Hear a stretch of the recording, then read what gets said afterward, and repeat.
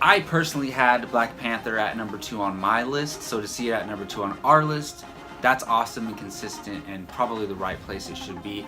I love this movie, and I think a lot of people have kind of forgot about it, including me myself, because I had a second to think about, wait, did this come out in 2017 or 18? I was confused at first, but I was like, oh yeah, it came out in February, which is crazy because it feels like so long ago. I think how many movies came out have to do with that, but I do think this is the perfect spot for this film on this list. I didn't know a whole lot about the Black Panther character in the comics.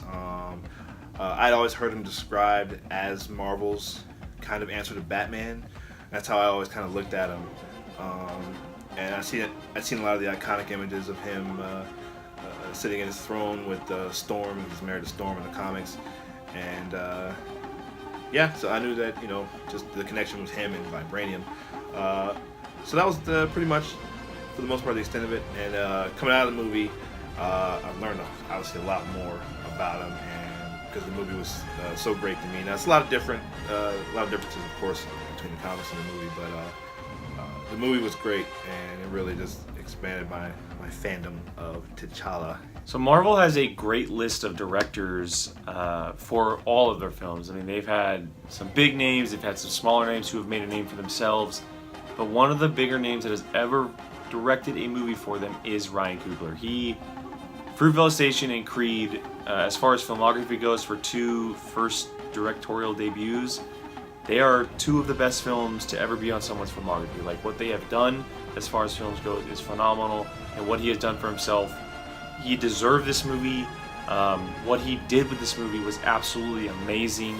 He put his heart and soul into this. He had fun with it. You could tell he really, really enjoys it. So much to the point where he wants to do a sequel. And Ryan Coogler seems like the guy where he kind of doesn't really want to do sequels. He likes to touch his toes in everything else. And for him to want to come back to this character, to this world, to the richness of this mythology, it speaks to something. And so he's very invested in it, and it shows on screen. And so I really appreciate it. Ryan Coogler is one of my favorite directors. What he does with film is incredible. And so not just with this movie, but to possibly see him back in the future is just a great time. The character of Eric Killmonger, played brilliantly by Michael B. Jordan. I was watching this movie, sitting there going, I kind of agree with a lot of what he's saying. His methodology was flawed, obviously, and the way he went about what he wanted to accomplish was not good. But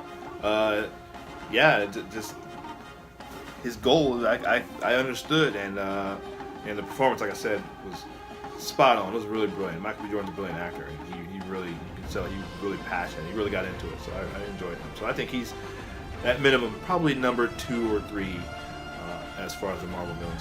So we've seen Marvel movies with some pretty big supporting casts in the past. Obviously, you have the Avenger movies, and then you have something like Captain America: The Winter Soldier, which has Black Widow and Bucky and Falcon and all these other characters around them. Well, I don't think there's a movie with as big of a supporting cast as there is with Black Panther. There are so many interesting and new and different characters in this movie that are placed in the perfect spots. Not just the family of Black Panther, but the guardsmen around him, his friends, his enemies.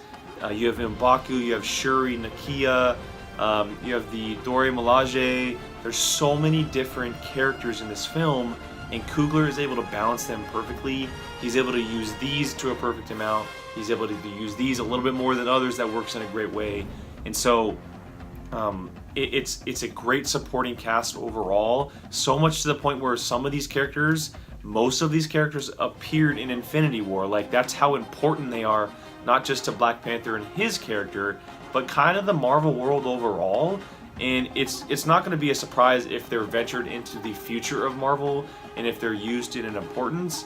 So this film is not perfect. I do have a couple flaws with it. The main thing is the action was a little underwhelming. I didn't think the action was great, and I thought it was going to be based on the action we got involving Black Panther and Civil War.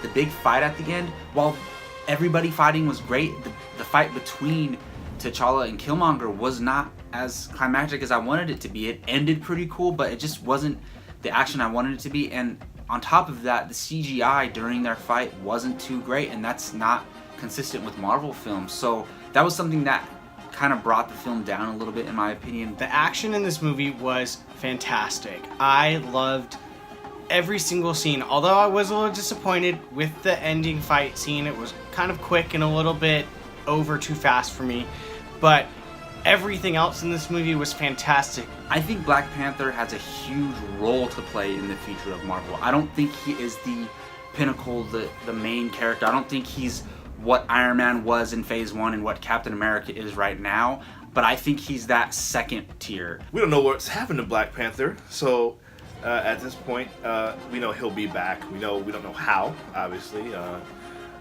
but whenever he does come back, I think he'll be one of the leaders. I don't know if he'll necessarily be an Avenger, because he's got a whole nation to look after and a lot of stuff going on his own. But he'll definitely be one of the leaders of the MCU, I think, along with Doctor Strange and Captain Marvel and Spider-Man, hopefully Spider-Man as well. And Chadwick Boseman is great. He's been in 3 movies now.